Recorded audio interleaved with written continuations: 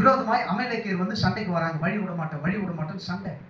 அப்போ ஆண்டவர் சொல்ற, மோசே நீ மலை மேல போய் ஜெபம் பண்ணு, யோசுவாவும் அவர்களோடு கூட இருக்கிற காலேபும் என்ன செய்யட்டும், போய் யுத்தம் பண்ணட்டும் சொல்லிட்டு யுத்தத்துக்கு போறாங்க.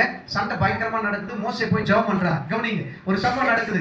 மோசே கையை தூக்கி ஜெபம் பண்ணிக்கிட்டே இருக்கும் பொழுது இஸ்ரவேல் ஜனங்கள் அமலேக்கியரை முறியடிக்கிறாங்க.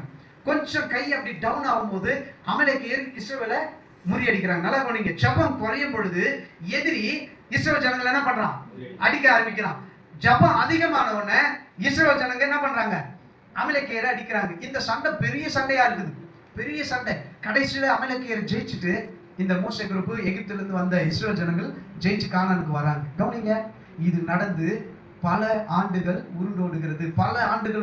கவனிங்க, பல வருஷங்கள் போயாச்சு, கடந்து போயாச்சு. ஆனா இந்த சம்பவம் ஆண்டவர் மறக்கல.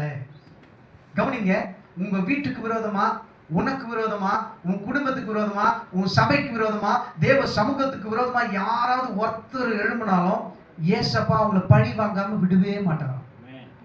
கொஞ்சம் வச்சு பாருங்க.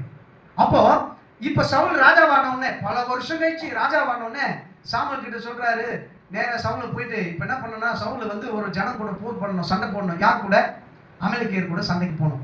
அப்போ ஆண்டவர் சொல்றார் சாமுவேல் கிட்ட பார்த்து, சேனைகள் கர்த்தர் சொல்லுகிறது என்னவென்றால், இஸ்ரவேலர் எகிப்திலிருந்து வந்தபோது அமலேக்கு அவர்களுக்கு வழிமறித்த செய்கையை மனதிலே நான் வச்சிட்டு இருக்கிற, மனசுலயே இருக்குது.